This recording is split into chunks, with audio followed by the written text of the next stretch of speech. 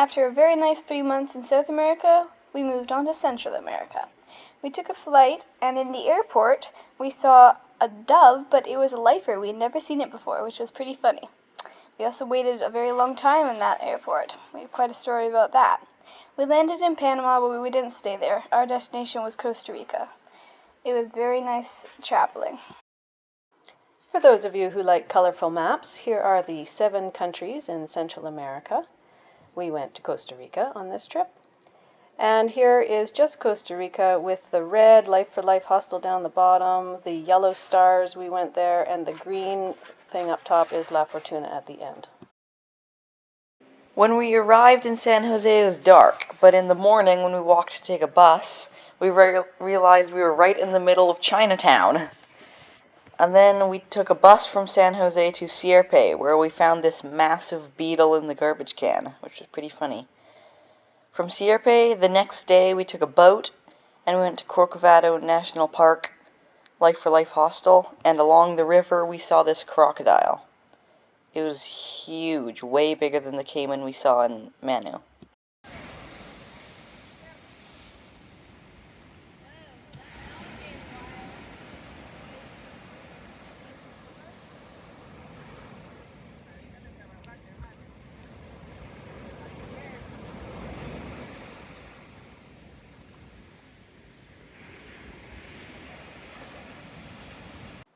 After that smooth landing, we had a few days in the wild Corcovado National Park, widely considered the most wild national park of Costa Rica. And we stayed at Life for Life hostel, where we volunteered to help Ricardo in his turtle saving efforts. Well, it's breakfast time. It's just after 6:30. There's Jeff and Ricardo, the owner of this place, looking at birds, and we've just been served breakfast. Pancakes, fruit, eggs, yay! Julianne's thrilled. They have little puppies here and a cat. Oh, that's the mama. Oh. And I'll take you for a little tour. We are at Life for Life Hostel in Corcovado National Park. This is the office. And this is the walk from that restaurant area where I just was to our place. This is kind of a main building. There's hammocks on top for your enjoyment. That's like a bathroom building. And down this path are the places to stay, right by the ocean. Oh, there's the cat. Ricardo was pointing out that flower over there, which provides a beautiful perfume all through this area. This part of the property where the business is 2 or 3 hectares, I think he said. And it's a hostel. His main passion is caring for the sea turtles. So he has volunteers come here and help with that. We're going to do that this morning after breakfast. There's a couple of the cabins. And we're going to do whatever else we can help with, like maybe pick up garbage or, I don't know, we're going to find out. This part of the property, this 2 or 3 hectares right on the ocean here. Oh, there's monkeys. That's what's making all that commotion. These are capuchin monkeys. And there's a couple of horses. Oh, there's lots more monkeys over here.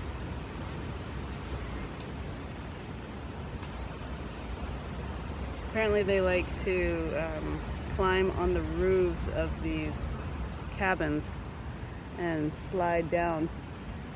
Ricardo has built them with tarps for the ceiling, for the roof, because he says metal just rusts and wood molds and breaks down. So he's found that actually tarps are very effective. It's right there. And he said we actually helped him pull a tarp up and over another tarp that was there already, and he said he just every year puts one more tarp layer on. And this 2 or 3 hectares, as I said, is the business part of this property. I think the whole property is 1,700 hectares, but he's actually wanting to sell this 2 or 3 hectares of the business. So if anybody's looking for a change of pace, you could come to Costa Rica on the Pacific side in Corcovado National Park. For $500,000 US, you could have 2 or 3 hectares of oceanfront property with this beautiful garden. There's all sorts of fruit here that you could just sustain yourself with. Monkeys, macaws. It's an amazing jungle, and you could run this business. This is a coati. It's in the raccoon family. They're native to the Americas. They're omnivores. They're mostly diurnal, and they live in bands. We got to see a group of about 15 of them crossing the road. Their long tails help them balance, and they are like semi-prehensile tails. They're very cute. This is actually a bird feeder that Ricardo set up, but every day at about the same time, this coati would come to the bird feeder. The birds knew to expect them. They'd all fly away, and he'd come up and finish off those bananas. On our first full morning, we did the 40-minute walk through the jungle over to Ricardo's house, and also where he keeps all the turtles. He goes out in the middle of the night during nesting season and gathers up the nests of eggs before poachers or animals can get to them, and then brings them into his little hatchery here, which is protected, and waits for them to hatch. They take 45 days to incubate. Unfortunately for us, we were just in the window between hatchings, and there are also no eggs anymore being laid. So we instead spent our time picking up a lot of garbage. There's the river, joins the ocean. Ricardo says it changes position all the time. This is where he walks a mile down the beach to find turtle nests and brings the eggs back to his home. This is his house. He's lived for 50 years. And in here,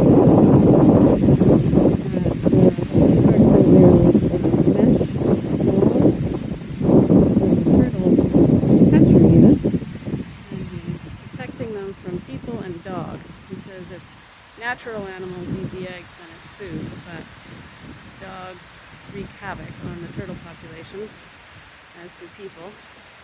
So he collects them, and when they hatch, he takes them back to the ocean.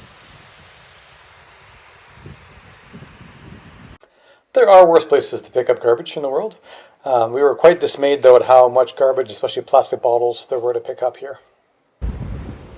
We are walking back from Ricardo's home by the river to the hostel through the forest. It's like a 20-minute walk. We saw monkeys on the way, macaws, hawks flying through the forest, right on the ocean. We checked the turtle eggs. None had hatched last night, so maybe we'll check again tomorrow. And then we went on garbage duty, and we each collected a whole bunch. And now on the way back, there's a pile that he's been collecting that we're going to sort and put back into bags, because sometimes dogs rip it up, and put it on a table so that a boat coming by can take it away. He says this is primary forest here. Costa Rica, Corcovado National Park, Life for Life Hostel. Over the course of our time at Corcovado National Park, we collected more than a dozen bulging bags of mostly plastic bottles, styrofoam, and garbage from half as many beaches. And then we also had a bunch of unsorted garbage from Ricardo that he's been collecting over the past couple of days. And we used this. Some person throws the bottles into the sand, somebody stomps on them, and then we sort all of the different recycling and garbage components into bags. And here's the after picture once we finished up with all of the garbage. And then we made a huge pile on some picnickers' table. It was great sand for drawing, so Julianne learned about how to make a 5-paragraph essay. And this flower that we found in the garden at Ricardo's is called a walking iris. It's native to Brazil, and it only blooms for one day. Ricardo took us on a plant walk, and this is a beautiful flower we saw that's from the cannonball tree because its fruits look like cannonballs. He also showed us how to eat termites. He stuck his walking stick into a termite nest and pulled it out, and then we ate the termites right off the stick. It tasted kind of earthy and a little bit smoky. They were pretty good. Everybody gathered, even the dogs, it seemed, for the beautiful sunsets each night. If you look straight across this ocean, it'll be the beach we're on in Thailand with my parents coming up in January. Here's Ricardo and his buddy Jose. Thanks so much for your stay and keep up the great work, you guys. Really inspiring. After a few days in the wet tropical jungle, we went to a city. We stayed at an apartment and we absolutely exploded our bags because everything in our bags was wet. Even the stuff that didn't come out of our bags was still wet because the air was just all wet. I also got this awesome new bamboo hairbrush, which is amazing. From the ocean through the city up into Cloudbridge Nature Reserve, which is a protected area where they bought up old grazing land and have planted 50,000 trees over the last 25 years. We're so proud of our two adventurous kids. Uphill for an hour? No problem. Okay, here we are. We're starting off our hike up to our cabin at Cloudbridge. We are in the rainforest, a rainforest in Costa Rica right now, and it's not as hot as it was on the beach in Costa Rica, which makes sense. And it's not very sticky either. We just got in at the exact right time for it to be the misty, sometimes spitting, raining part of the day, which is usually the afternoon. So, yeah, we're starting off our hike now. Apparently there's some pretty crazy uphills on this. It's only 1.5 kilometers to our cabin, but apparently it takes an hour, so we'll see how that works out.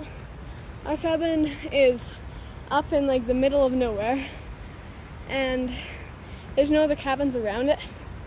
All the other cabins are back down there, down the trail at the visitor center or somewhere near there. So we'll be alone with all the animals and venomous snakes. Oh, there's a car. There are a lot of venomous snakes here, actually.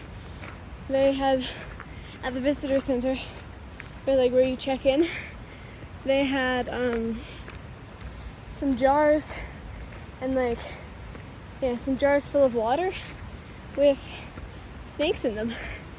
And then it had a little list, showed you the names in English and Spanish and Latin. It's pretty cool. Which way? Okay, so maybe the hour-long hike straight uphill through the mist wasn't no problem with our big bags on, but the reward was great. We went up to Casita Gavilan, which is way on its own in the middle of the cloud forest, and it was a beautiful spot to be, and there was no power, so no Wi-Fi or anything, and we used candles at night, and it was a super cozy spot for 3 days. We have arrived at Cloudbridge, which is, guess what, a nature reserve in Costa Rica, and it was a serious hike uphill. That doesn't even show you how steep it is. It was very steep, and we carried almost all our stuff. We did stash a bunch of stuff down at the welcome center, but it was at least an hour hike. It was very challenging, but then it made being here all the more wonderful. This is our cute little cabin. It's the most remote cabin that they have. It's kind of meant for researchers, but you can also just rent it and come. So here's the bathroom. It's a very cold shower. Comes from the stream here. But they also filter it, which means that we can actually drink the water and brush our teeth from the tap. It's glorious. You can maybe hear that it's raining. It is definitely a cloud forest. So probably we're hanging towels here, but nothing will really dry. Looks like there's an orange tree over there. This is where I've been all morning reading. Sadly, we only get 2 full days here, and then we have to leave, but it's lovely. It's quiet. There's no electricity, which is our favorite part, right, Julie? Yeah, the candles. We get to light candles at night and then gets dark at, like, it was pitch black at 6:03 last night, so we went to bed by 7:30. And here's the cute little kitchen. There is gas. There's no electricity, but there is some gas. Everything you need here. So quiet. There are no people sounds, which we love. And this is it. Our little paradise, right, Julie? This is a fern tree. It's tall like a tree, but not really a tree because its stem is not actually woody. But it's an ancient type of fern that lived on Earth before flowers or cone-bearing plants evolved. It was a main kind of plant during the Carboniferous period, 300 to 360 million years ago, which is before dinosaurs. Grace and I enjoying the fruits of our labor after having gotten up at 5:30 again and gone for an early morning hike. We get to enjoy the rest and relaxation on the deck. Okay, we hiked down from Cloudbridge and we went to a place called La Fortuna. It was quite a long drive to get there, but it was worth it. We went on a night walk with a very good guy named Armando. I don't know if I'm pronouncing that right. I hope so. We saw a lot of frogs. They're very cool. And we saw there was this bird feeder right by the breakfast area, and there were a lot of birds there. I don't know the name of these birds because I forgot it. There were also a lot of lizards and iguanas, and Armando also took us on a day tour to see sloths. And we did see sloths. We saw many, actually. This one is the three-toed sloth, and this one is the two-toed sloth. And you can tell the difference because the two-toed has two toes, and it has a nose that looks like a pig. This video is of the two-toed sloth, and it's a mama and a baby.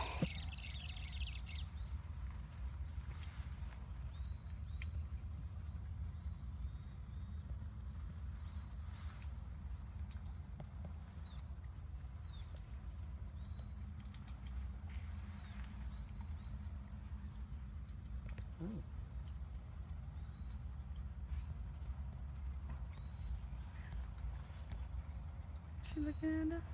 Yeah.